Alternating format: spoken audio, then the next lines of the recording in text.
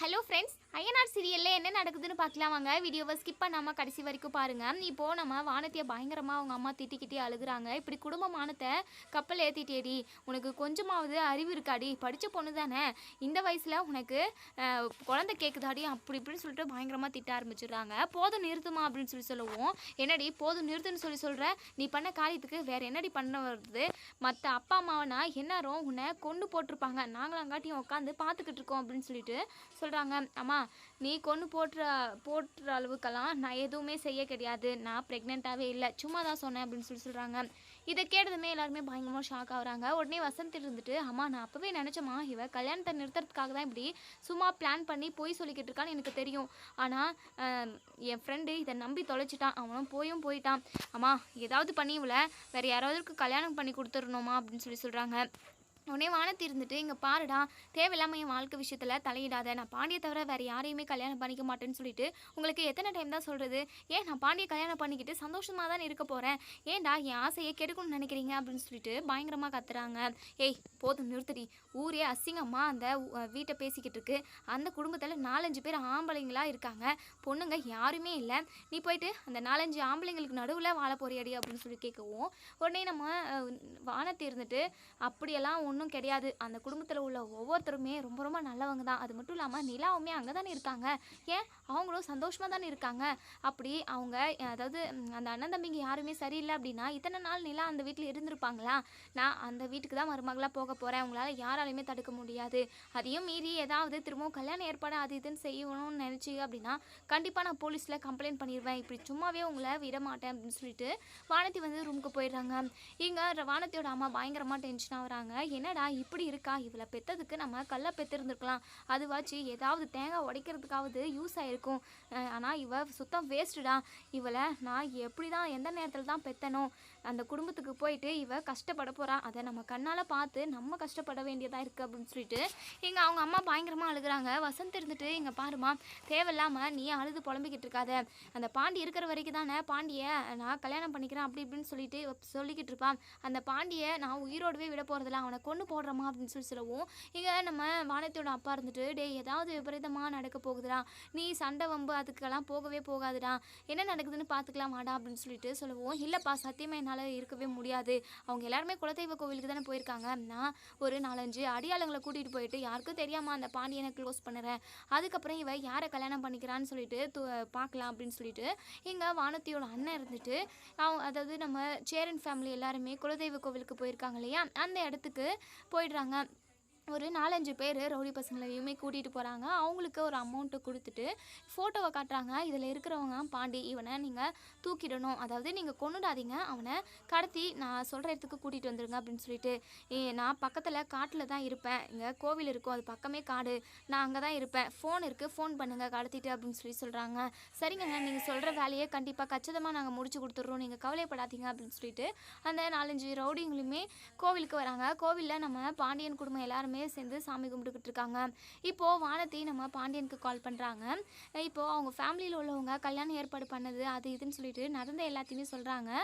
அதுக்கப்புறம் நம்ம பாண்டியன் இருந்துட்டு, பரவாயில்ல வானத்தி, புத்திசாலித்தனமாக நீ ப்ரெக்னெண்ட்டாக இருக்குன்னு சொல்லிட்டு தப்பிச்சிட்ருக்க அப்படின்னு சொல்லவும், ஆமாம் பாண்டி, எப்படியோ அந்த ஐடியா எனக்கு சட்டான வந்துச்சு, இல்லைன்னா அவன் என் கழுத்தில் தாலியை கட்டிகிட்டு இருப்பான், தாலியே கட்டியிருந்தாலும் தாலி பிச்சு போட்டுட்டு வந்திருப்பான் பாண்டி, நீ தான் என் உலகம், உனக்கு பொண்டாட்டியாக இருக்கிறதுல தான் எனக்கு சந்தோஷம், எப்போ பாண்டி நீ என் கழுத்தில் தாலி கட்டுவேன், என் வீட்டில் இருக்கிறவங்க ஒவ்வொரு நாளைக்கும் ஒவ்வொன்று பண்ணிக்கிட்டு இருக்காங்க, இவங்க எப்போ என்ன பண்ணுவாங்கன்னே எனக்கு தெரியல பாண்டி அப்படின்னு சொல்லிட்டு இங்கே வானத்தி வந்து சொல்கிறாங்க.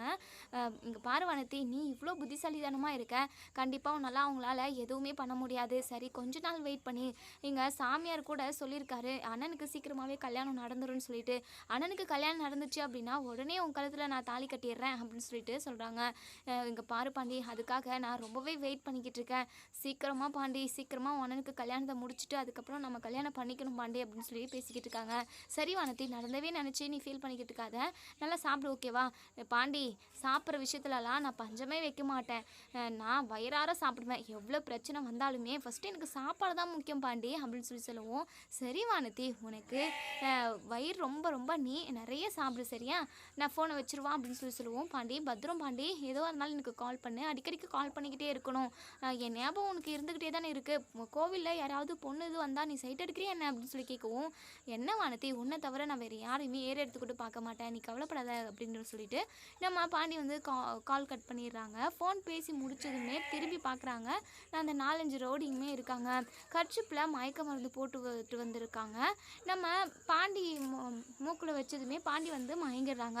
இப்போது யாருக்கும் தெரியாமல் பாண்டியை வந்து அந்த காட்டுக்கு கூட்டிகிட்டு போயிடுறாங்க. இப்போ பாண்டிக்குமே மயக்கம் தெரியுது, சேரில் உட்கார வச்சு கட்டி போட்டுட்ருக்காங்க. நம்ம முழிச்சு பார்த்துட்டு நம்ம பாண்டி வந்து முன்னாடி வானத்தியோட அண்ணன் வந்து இருக்காங்க. டேய் எதுக்காகடா எனக்கு கடத்தி கூட்டிகிட்டு வந்திருக்கீங்க, டேய் நான் என்ன பொண்ணடா, எனக்கு தாலி கட்டுறதுக்காகவா கடத்தி கூட்டிகிட்டு வந்திருக்கேன், ஒழுங்காக எங்கள் கையில் கட்டியிருக்க கட்டெல்லாம் அவுத்து விடுங்கடா அப்படின்னு சொல்லுவோம். வசந்த் இருந்துட்டு டேய் உன்னை என்ன உன்னை இவ்வளோ கஷ்டப்பட்டு கடத்தி கூட்டிகிட்டு வந்தது நான் உன்னை விடுறதுக்காகவா, டேய் நீ உயிரோடவே இருக்கக்கூடாதுடா அப்படின்னு சொல்லவும், இங்கே பாரு வசந்த் தேவையில்லாமல் பிரச்சனை பண்ணிக்கிட்டு இருக்காத, இப்போது எதுக்காக என்ன கடத்திட்டு வந்திருக்க, உன்னை கொலை பண்ணுறதுக்காக தாண்டா அப்படின்னு சொல்கிறாங்க. அதுக்கப்புறம் இன்னொரு சைடு இங்கே நம்ம சேரன் வந்து அதாவது பொங்கலுக்கு ஏற்பாடு பண்ணிகிட்ருக்காங்க. ஏன்னா நேற்று ஒரு பொங்கல் செஞ்சு வச்சுருப்பாங்க, இன்றைக்குமே இன்னொரு சாமிக்கு பொங்கல் வைக்கட்டும் பக்கத்தில் இல்லை சாமிக்கு அப்படின்னு சொல்லிட்டு ஏற்பாடு பண்ணிக்கிட்டு இருக்காங்க. அங்கே விறகு எதுவுமே இல்லை. இப்போது நம்ம சேரன் இருந்துட்டு பல்லவன்கிட்டையும் நம்ம சோழன்கிட்டையும் சொல்கிறாங்க. இப்போ சோழனும் பல்லவனும் அந்த காட்டுக்கு விறகு எடுக்கிறதுக்காக வராங்க. இப்போது இங்கே வானத்தியோட அண்ணன் இருந்துட்டு நீ இருக்கிற வரைக்கும் தானே என் தங்கச்சி உன்னை கண்ணாலம் பண்ணிக்குவேன்னு சொல்லி பேசிக்கிட்டு இருக்கா, நீ போய் சேர்ந்துட்ட அப்படின்னா அவள் என்ன சொல்லுவா, இன்னும் பண்ண முடியாது, நாங்கள் என்ன சொல்கிறோமோ அதை தான் கேட்க போகிறா, அவளை நாங்கள் எப்படியாவது திருத்தணும், இல்லை எப்படியாவது அவளுக்கு வேறு கல்யாணம் பண்ணி வைக்கணும்னு கூட நினச்சோம், ஆனால் எதுவுமே சரிப்பட்டு வரல, நீயும் மட்டும் இல்லாமல் போயிட்டேன் அப்படின்னா கண்டிப்பாக நாங்கள் நினைக்கிறது எல்லாமே நடக்கும், என் தங்கச்சியும் ஒரு நல்ல இடத்துல கல்யாணம் பண்ணி போயிட்டு ரொம்பவே வசதியாக சந்தோஷமாக வாழுவா, உன்னை கல்யாணம் பண்ணிட்டு வந்தானா அவள் கஷ்டப்படணும், ஆனால் சொன்ன எங்கே ஏற்றுக்கிறா, உன்னை தீர்த்து கட்ட தான் போகிறோம் அப்படின்னு சொல்லிட்டு ஒரு கையில் அறிவாவுமே வச்சுக்கிட்டு இருக்காங்க. எங்கள் பாண்டியனுக்கு ஐயோ ரொம்பவே பதட்டமாக இருக்குது, கையை வேறு கட்டி போட்டிருக்கானுங்க, கையை கட்டி போடல அப்படின்னாலுமே எப்படியாவது அடித்து போட்டு தப்பிக்கலாம், நம்ம இனிமேல் உயிரோடு இருக்க மாட்டோமா, அண்ணனை எல்லாம் பிரிஞ்சு நம்ம எப்படி தனியாக செத்து போகிறது, செத்து போயிட்டோம் அப்படின்னா அங்கே தனியாக நம்ம அழியுமே, அண்ணனை பிரிஞ்சு இருக்க முடியாது அப்படி இப்படின்னு சொல்லிட்டு பயங்கர யோசனை பாண்டிக்கு. இங்கே வசந்த் இருந்துட்டு அப்படியே அறிவால் ஓங்குறாங்க. அந்த நேரம் கரெக்டாக நம்ம சோழனும் பல்லவனும் அதை பார்த்துடுறாங்க. உடனே சோழன் ரொம்பவே வேகமாக ஓடி வந்து கையில் உள்ள கத்தியை பிடுங்கிடுறாங்க. என்னடா என் தம்பியவே கொலை பண்ணணும்னு நினைக்கிறியா, அந்த ஐயனார் அதுக்காக தான் இந்த காட்டுக்கு எங்களை விறகெடுக்கிறதுக்காக அனுப்பினார் போல், என் தம்பி மேலே நீ கையை வச்சிருவியா அப்படின்னு சொல்லிட்டு பயங்கரமாக அடி வச்சு பொழந்து கட்டுறாங்க. அந்த ரவுடிங்கெல்லாம் பயந்து ஓடி போயிடுறாங்க. இப்போ பல்லவன் வந்து நம்ம பாண்டியனை கயிறெல்லாம் கட்டி வச்சுருக்காங்களே அதை வந்து அவுத்து விடுறாங்க. அதுக்கப்புறம் எங்கள் பாண்டியன் இருந்துட்டு என்னடா வசனமெல்லாம் பேசிக்கிட்டு இருந்தேன், என்னை சாக அடிச்சிருவான் அப்படின்னு சொல்லிட்டு, இங்கே பார் சாவடிக்கிறதெல்லாம் உன் கையில் கிடையாது, அந்த கடவுள் கையில் இருக்குது, கடவுள் என்ன நினைக்கிறாரோ அதுதான் நடக்கும், ஓவராக பண்ணிக்கிட்டு இருக்கல, வானத்தையே உன் ஃப்ரெண்டுக்கு கல்யாணம் பண்ணி வைக்கலான்னு நினச்சியா, எல்லாமே எனக்கு தகவல் சொல்லிட்டா, இங்கே பார் இனிமே அவள் உங்கள் வீட்டில் இருக்கவே மாட்டா, நான் வீட்டுக்கு வந்ததுமே வேலையாக அவளை எங்கள் வீட்டுக்கு கூட்டிகிட்டு வர போகிறேன், அவள் கழுத்தில் நான் தாலி கட்ட தான் போகிறேன் அப்படின்னு சொல்லிட்டு. இப்போது வசந்துக்கு பயங்கர டென்ஷனாக இருக்குது, எப்படியாவது இந்த பாண்டியை கொலை பண்ணிடலாம் அப்படின்னு சொல்லி யோசிச்சா, இவங்க என்னடானா நம்மளை மடக்கி பிடிச்சிக்கிட்டாங்களே அப்படின்னு சொல்லிட்டு இப்போது வசந்த் இருந்துட்டு எப்படியாவது தப்பிச்சு போயிடணுன்றதுக்காக என்னை மன்னிச்சிடுங்க, நான் தெரியாமல் தப்பு பண்ணிட்டேன், என்னை விட்டுருங்க அப்படின்னு சொல்லிட்டு கேட்கவும், இங்கே நம்ம பாண்டியன் இருந்துட்டு என்னடா நாடகம் நடிக்கிறியா, ஒழுங்கா அதாவது வானத்தையே டென்ஷன் பண்ணாமல் இரு, அவளுக்கு ஏதாவது பிரச்சனை கொடுக்கணும்னு நினச்சேன் அவ்வளோதான் உன்னை அப்படின்னு சொல்லிட்டு 4 அறையை கொடுத்து மிரட்டி அனுப்புகிறாங்க. இங்கே வானத்தியோட அண்ணன் வசந்துக்கு பயங்கரமாக டென்ஷன் ஆகுது. அதுக்கப்புறம் இங்கே நம்ம பாண்டியன் இருந்துட்டு சோலா நீ மட்டும் கரெக்டான டைமுக்கு வரல அப்படின்னா கண்டிப்பாக அவன் என்னை கொண்டு போட்டிருப்பான், நான் ரொம்ப பயந்துக்கிட்டே இருந்தேன், உங்களை விட்டு பிரிஞ்சு எப்படி போகிறது அப்படின்னு சொல்லிட்டு. உடனே சோழன் இருந்துட்டு என்ன பாண்டி எங்களை விட்டு போகிறத பற்றியெல்லாம் நீ யோசிச்சு பார்த்துக்கிறியா, அப்போது நீ செத்தட்ட அப்படின்னா எங்களையும் கூட்டிகிட்டு போயிடுவேன் என்ன அப்படின்னு சொல்லுவோம். டேய் நான் அந்த இடத்துல சொல்ல வரலடா, நம்ம எல்லாருமே ஒன்றாவே இருந்துட்டோம், நான் மட்டும் தனியாக அதாவது சாவடிச்சிட்டேன் அப்படின்னா நான் மட்டும் தனியாக அழிஞ்சிக்கிட்டு இருப்பேன்ல, அதை தாண்டா சொன்னேன், என் கூடயே உன்னாலாம் கூட்டிகிட்டு போகணுன்னாலாம் நான் நினச்சி பார்க்கலடா அப்படின்னு சொல்லுவோம். பல்லவன் இருந்துட்டு அண்ணன் எதுக்காகனா இப்படி கெட்ட விஷயமா பேசிக்கிட்டு இருக்கீங்க, அதான் எதுவும் நடக்கலைல்ல, அந்த கடவுள் ஐயனார் சாமி தான் நம்மளை இங்கே அனுப்பி வச்சிருக்கு போல், எப்படியோ அண்ணனை காப்பாற்றியாச்சு, நம்ம இப்போவே கோவிலாண்டிக்கு போகலாம் வாங்க அப்படின்னு சொல்லிட்டு. அதுக்கப்புறம் போன உடனே இங்கே நம்ம சேரன் வந்து பல்லவா எங்கடா விறகு அப்படின்னு சொல்லி கேட்கவும், அண்ணே என்ன நடந்துச்சுன்னு உனக்கு தெரியுமாண்ணே அப்படின்னு சொல்லிட்டு நடந்த எல்லாத்தையுமே சொல்கிறாங்க. இங்கே நிலா நம்ம சேரன் ரொம்பவே ஷாக் ஆகுறாங்க. என்ன பாண்டி உனக்கு எதுவும் ஆகலைல்ல? அந்த வானத்தியோட அண்ணன் இவ்வளோ ரவுடியாக இருக்கான், கொலை பண்ணுறதுக்கு கூட தயங்க மாட்டான் போல அப்படின்னு சொல்லி சொல்கிறாங்க. அதுக்கப்புறம் வானதிக்கு கல்யாணம் ஏற்பாடு பண்ண விஷயத்த எல்லாத்தையுமே இங்கே நம்ம சேரன் கிட்ட பாண்டி சொல்கிறாங்க. இதை கேட்டதுமே எல்லாருமே ஷாக் ஆகுறாங்க. இங்கே பாரு பாண்டி, இனிமே அந்த பொண்ணு அந்த வீட்டில் இருக்க வேண்டாம். நம்ம ஊருக்கு போனதுமே வேலையாக அந்த பொண்ணை கூட்டிகிட்டு வந்து கோவிலில் நீ அவள் கழுத்தில் தாலி கட்டியே ஆகணும் அப்படின்னு சொல்லி சொல்கிறாங்க. உடனே பாண்டியன் இருந்துட்டு, அண்ணா உனக்காக தான் நான் எத்தனை நாள் வெயிட் பண்ணிக்கிட்டு இருந்தேன், நான் இல்லைனா அப்போவே அவள் கழுத்தில் தாலி கட்டியிருப்பேன். எப்படின்னு உனக்கு கல்யாணம் நடக்காமல் நான் பண்ணிக்கிறது? ஏதோ ஒரு சுச்சுவேஷனால் சோழனுக்கும் நிலானிக்கும் கல்யாணம் நடந்துருச்சு, நானும் அதே மாதிரி பண்ணிக்கினேன் அப்படின்னா அதுக்கப்புறம் உனக்கு கல்யாணமே ஆகாமல் போயிடுச்சு அப்படின்னா என்னென்ன பண்ண முடியும்? அதனால தான் நான் யோசித்தேன் அப்படின்னு சொல்லி சொல்லுவோம். என்னை பற்றியெல்லாம் கவலைப்படாதீங்கடா, நீங்கள் நல்லா இருந்தாவே நான் நல்லா இருந்த மாதிரி தாண்டா அப்படின்னு சொல்லி சொல்லுவோம். இல்லைண்ணே, உனக்கு கல்யாணம் நடந்த அப்புறம் தான் நான் வானதி கழுத்திலே தாலி கட்டுவேன். ஆனால் அப்போ கூட அவள் அந்த வீட்டில் இருக்கக்கூடாது, அவளை கூட்டிகிட்டு வந்து எங்கேயாவது நான் ரூம் எடுத்து தங்க வச்சிட்றேண்ணே அப்படின்னு சொல்லி சொல்கிறாங்க. இதெல்லாம் ரிஸ்க்கான வேலைடா, வானதி மட்டும் ரூம் எடுத்து தனியாக இருந்தால் அதெல்லாம் நல்லா இருக்காதுடா, நீ அவள் கழுத்தில் தாலி கட்டியே தான் ஆகணும் அப்படின்னு சொல்லி பேசிக்கிட்டு இருக்காங்க. இன்னொரு சைடு அனிஷ் வந்து நம்ம இது சந்தாவுக்கு கால் பண்ணி பேசுகிறாங்க. சந்தா கிட்ட சொல்கிறாங்க, உன்னை தேடி மாமாங்கெல்லாம் வந்துட்டாங்க, பயங்கர பிரச்சனை பண்ணிக்கிட்டு இருக்காங்க, நீ உஷாராயிரு அப்படின்னு சொல்லிட்டு. அதுக்கப்புறம் ஃபோனை வச்சிடுறாங்க. இங்கே நம்ம சந்தா வந்து ரொம்பவே பதட்டத்தில் பயத்தில் இருக்காங்க, அழுகவும் ஆரம்பிச்சிடுறாங்க. நிலா இருந்துட்டு, சந்தா என்னாச்சு, எதுக்காக அழுறீங்க அப்படின்னு சொல்லி கேட்கவும், என் மாமா ரவுடிங்கெல்லாம் வந்துட்டாங்களாம், என்னை தேடி அங்கே பெரிய பிரச்சனை பண்ணிக்கிட்டு இருக்காங்களாம் அப்படின்னு சொல்லி சொல்லுவோம். இதை கேட்டதுமே நான் சந்தா வந்து ரொம்பவே பதட்டப்படுறாங்க. நீ பயப்படாதீங்க, கண்டிப்பாக எங்களை மாரி உங்களுக்கு எதுவும் ஆகாது அப்படின்னு சொல்லிட்டு சொல்கிறாங்க. சேரனுமே, இங்கே பாருங்கள் சந்தா, கண்டிப்பாக எதுவும் ஆகாது, நீங்கள் கவலைப்படாதீங்க அப்படின்னு சொல்லிட்டு. சந்தா இருந்துட்டு, இங்கே பாருங்க பையா, உங்களை எனக்கு ரொம்ப பிடிச்சிருக்கு, உங்களை கல்யாணம் பண்ணிக்கணும்னு ஆசைப்பட்றேன், நான் உங்களை கல்யாணம் பண்ணிக்கிட்டேன் அப்படின்னா நெக்ஸ்ட் எதுவும் பிரச்சனை வராது, அப்படியே பிரச்சனை வந்தாலுமே நம்ம பார்த்துக்கலாம், எனக்கு கல்யாணம் நடந்துச்சு அப்படி இப்படின்னு சொல்லிட்டு ஏதாவது ஒன்று சொல்லி சமாளிக்கலாம். நான் எனக்கு கல்யாணம் நடக்கலை அப்படின்னா கண்டிப்பாக என் மாமா என்னை கூட்டிகிட்டு போகிற வரைக்கும் விட மாட்டாங்க, நம்ம இந்த கோவிலே எனக்கு நீங்கள் தாலி கட்டுங்க, நம்ம கல்யாணம் இந்த கோவிலே நடக்கட்டும், இதுதான் நம்ம குலதெய்வ சாமி அப்படின்னு சொல்லி கேட்குவோம். இங்கே நம்ம சேரனுக்கு ரொம்பவே ஷாக்கிங்காக இருக்குது, ரொம்பவே பதட்டமாகவும் இருக்குது. சோழன் இருந்துட்டு, அண்ணே அதான் சந்தாவே சொல்கிறாங்கல்ல, அவங்களுக்கு தான் உங்களை ரொம்ப பிடிச்சிருக்காமே, நீங்கள் பேசாமல் தாலி கட்டிடுங்கண்ணே, அந்த ஐயனார் அருளால் உங்கள் 2 பேரோட வாழ்க்கையும் நல்லா இருக்கும் அப்படின்னு சொல்லிட்டு இங்கே நம்ம சோழன் வந்து சொல்கிறாங்க. நிலாவுமே, ஆமாண்ணே சோழன் சொல்கிறதுமே கரெக்டு தான், சந்தாவுக்கே உங்களுக்கு பிடிக்கிறப்போ ஏன் அண்ணா நீங்கள் மறுக்கிறீங்க, நீங்கள் ஏன் யோசிக்கிறீங்க, நீங்கள் தாலி கட்டுங்க அப்படின்னு சொல்லிட்டு. உடனே இங்கே பூசாரி இருந்துட்டு அங்கேருந்து தாலியை, அதாவது சாமிக்கிட்ட இருந்து தாலியை வந்து பூஜை பண்ணி எடுத்துகிட்டு வராங்க. நீங்கள் கட்டுங்க அப்படின்னு சொல்லிட்டு பூசாரியுமே இங்கே நம்ம சேரன்கிட்ட கொடுக்கவும், சேரனுமே சரி யோசிக்காமல் சந்தாவே கேட்குறாங்களே, அவங்களோட லைஃப்பை காப்பாற்றணுன்றதுக்காக நம்ம சேரன் வந்து நம்ம சந்தா கழுத்தில் தாலி கட்டிடுறாங்க. சந்தாவுக்கு ரொம்பவே சந்தோஷமாக இருக்குது. இப்போ தான் அவங்க ரொம்பவே சேஃப்டியாக ஃபீல் பண்ணுறாங்க. யார் வந்தாலும் என்ன பிரச்சனை வந்தாலும் நம்ம சமாளிச்சுக்கலான்ற ஒரு தைரியம் வந்து நம்ம சந்தாவுக்கு வந்துருச்சுன்னே சொல்லலாம். இப்போது நம்ம நிலா ரொம்பவே சந்தோஷமாக இருக்காங்க. அண்ணே எப்படியோண்ணே உங்களுக்கு கல்யாணம் நடந்துச்சு, சந்தாவுமே ரொம்ப நல்ல பொண்ணு, உங்களுக்கு ஏற்ற பொண்ணு தானே, 2 பேரோட பொருத்தமும் ரொம்பவே நல்லா இருக்குண்ணே அப்படின்னு சொல்லிட்டு நம்ம நிலா வந்து சொல்கிறாங்க. இல்லைப்பா, எனக்கு இப்போ வரைக்குமே இதை ஏற்றுக்கவே முடியல, திருதுப்புன்னு என்னென்னமோ நடந்து போச்சு, சந்தா பயத்தில் என்னை கல்யாணம் பண்ணிக்கிட்டாங்க போல் அப்படின்னு சொல்லவும், சந்தா இருந்துட்டு, இல்லைங்க உங்களை எனக்கு ரொம்பவே பிடிச்சிருக்கு பையா அப்படின்ற மாதிரி சொல்கிறாங்க. இதை கேட்டதுமே நம்ம சேரனுக்குமே ரொம்பவே சந்தோஷமாக தான் இருக்குது. இப்போது நம்ம பல்லவன் இருந்துட்டு, அண்ணே எப்படியோ உனக்கு கல்யாணம் நடந்து முடிஞ்சிருச்சு, எனக்கு ரொம்ப சந்தோஷமாக இருக்குது, நம்ம இதுக்கு முன்னாடியே நம்ம குலதெய்வ கோவிலுக்கு வந்திருந்தோம் அப்படின்னா உனக்கு எப்போவோ கல்யாணம் நடந்திருக்குண்ணே, இந்த குலதெய்வ சாமி தான் நமக்கு நம்ம வீட்டில் நல்லதை நடக்க வச்சிருக்கு அப்படின்னு சொல்லிட்டு இங்கே நம்ம பல்லவனை வந்து சொல்கிறாங்க. அதுக்கப்புறம் எல்லாருமே குலதெய்வ கோவிலிருந்து வீட்டுக்கு வந்துடுறாங்க. வீட்டுக்கு வந்ததுமே இங்கே நம்ம பாண்டியன் வந்து நம்ம வானத்தியோட வீட்டுக்கு போகிறாங்க. வானத்திக்கிட்ட போயிட்டு, வா வானத்தி நம்ம போகலாம் அப்படின்னு சொல்லுவோம். உடனே வசந்த் இருந்துட்டு பயங்கரமாக சண்டை போடுறாங்க. என்ன மீறி எப்போ என் தங்கச்சி கூட்டிகிட்டு போவேன், உன்னால் அதெல்லாம் முடியாதுடா, நான் அனுப்பி வைக்க மாட்டேன் அப்படின்னு சொல்லுவோம். உன்னுடைய சம்மதத்தெல்லாம் யாருமே கேட்க வரல வானத்தி, வா வானத்தி போகலாம் அப்படின்னு சொல்லிட்டு நம்ம பாண்டியன் வந்து கூப்பிடுறாங்க. உடனே வானத்தையுமே, பாண்டி வந்துட்டியா பாண்டி, இப்போவே கூப்பிடுறேன், அப்போ நம்ம கல்யாணம் பண்ணிக்கலாமா அப்படின்னு சொல்லி கேட்குவோம். ஆமாம் வானதி, அதுக்காக தானே வந்திருக்கேன், வா நம்ம போகலாம், கோவிலில் நாளைக்கு நமக்கு கல்யாணம், நாளைக்கு நல்ல நாள் தான், முகூர்த்த நாள் எல்லாத்தையுமே நாங்கள் பார்த்துட்டோம், நம்ம போயிட்டு கல்யாணம் பண்ணிக்கிறது ஒன்று தான் மிச்சம் அப்படின்னு சொல்கிறாங்க. இதை கேட்டதுமே இங்கே வானதியோட அம்மா அப்பாவும் பயங்கரமாக டென்ஷன் ஆகுறாங்க. உனக்கெல்லாம் கொஞ்சம் கூட மனசாட்சி இல்லையாடா, சின்ன வயசுலேருந்து நாங்கள் வானதியை எவ்வளோலாம் கஷ்டப்பட்டு வளர்த்தோம், அவள் வாழ்க்கை எப்படியெல்லாம் நல்லா இருக்கணும்னு சொல்லிட்டு நாங்கள் யோசித்து பார்த்துருப்போம், எவ்வளோ கனவுகளோடு இருந்திருப்போம், இருக்கும். ஆனால் அதெல்லாம் நீ கொஞ்சம் கூட யோசிச்சு பார்க்காம நீ பாட்டுக்கு வந்து அவளை கூட்டிகிட்டு போகிறேன்னு சொல்கிறியேடா, வெக்கத்த பையனே அப்படி இப்படின்னு சொல்லிட்டு திட்டுறாங்க. இங்கே வானத்தி இருந்துட்டு, இங்கே பாருமா என் புருஷனை ஏதாவது திட்டினீங்க அவ்வளோதான், எனக்கு என்ன கோவம் வரும்னு எனக்கே தெரியாது அப்படின்னு சொல்லுவோம். என்னடி உன்னாவா உன் கழுத்தில் தாலியே கட்டல, உடனே புருஷன்ற? ஆமாம்மா, நான் பாண்டியை தானே லவ் பண்ணுறேன். இப்போது நாளைக்கு எங்களுக்கு 2 பேருக்கும் கல்யாணமாக நடக்க போகுது. அப்போது இவர் என் புருஷன் தானே. அம்மா நாளைக்கு எனக்கு கல்யாணம் இருக்குது, நீங்கள் 2 பேரும் வந்துடணும் அப்படின்னு சொல்கிறாங்க.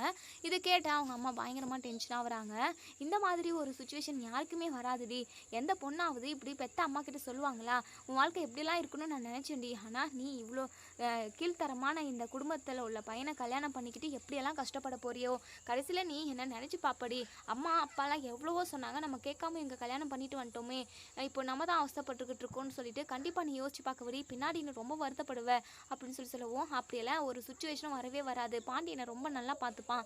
தேவையில்லாமல் நீ கஷ்டப்படாதம்மா, உன் பொண்ணு ரொம்ப சேஃப்டியான இடத்துலையும் ரொம்ப சந்தோஷமான இடத்துலையும் தான் இருக்க போகிறேன் அப்படின்னு சொல்லிட்டு இங்கே வானதி நம்ம பாண்டியோட கையை பிடிச்சிக்கிட்டு போயிடுறாங்க. இங்கே வசந்த் பயங்கர கோவத்தில் இருக்காங்க. என்னதான் பொண்ணு பெற்று வளர்த்தியோ, வளர்த்துக்கு லட்சணம் பாரு சி அப்படின்னு சொல்லிட்டு இங்கே அவங்க அம்மாவை திட்டுறாங்க. டேய் நான் என்னடா பண்ணுவேன், நான் நல்லா தாண்டா வளர்த்தேன், அவதாண்டா மாறி போயிட்டான் அப்படி இப்படின்னு சொல்லிட்டு அவங்களுக்குள்ள சண்டை வந்துக்கிட்டு இருக்கு.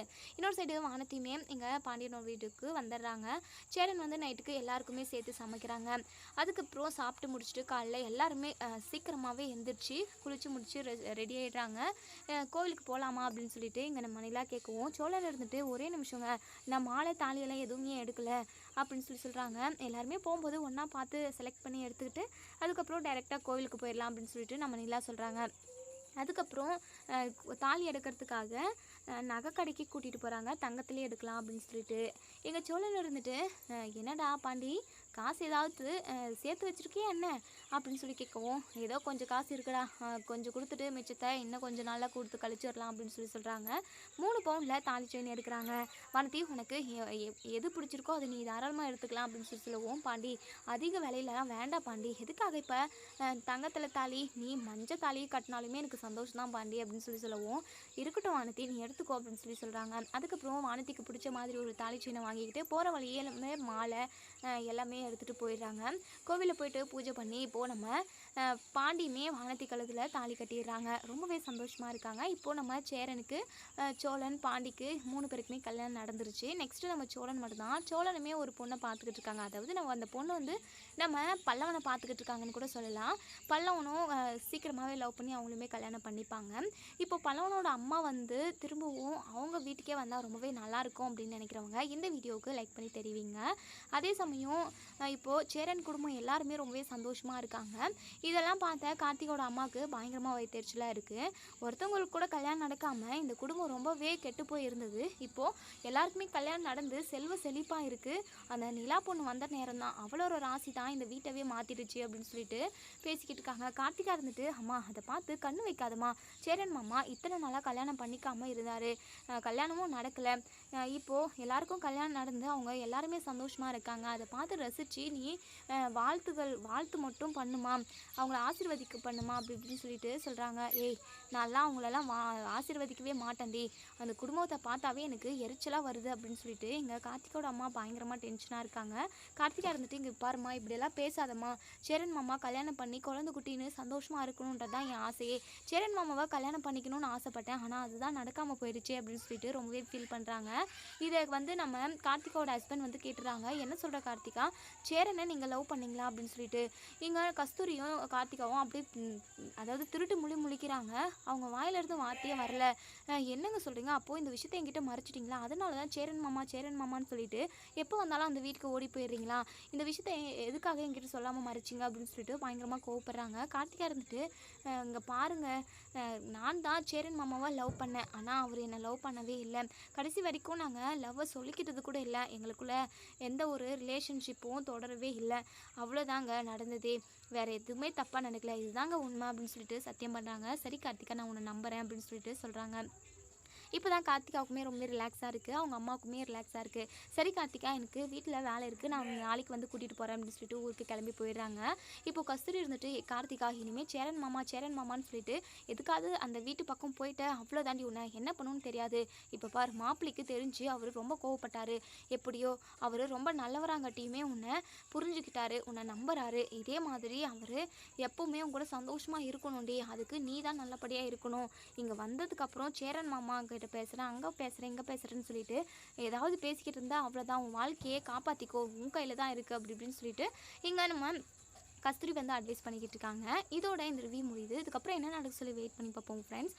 இப்போது எல்லா ஜோடியுமே ஒன்று சேர்ந்துருச்சு. இப்போது நம்ம சோழனும் நிலாவும் தான் கொஞ்சம் டிஸ்டன்ஸ்லேயே இருக்காங்க.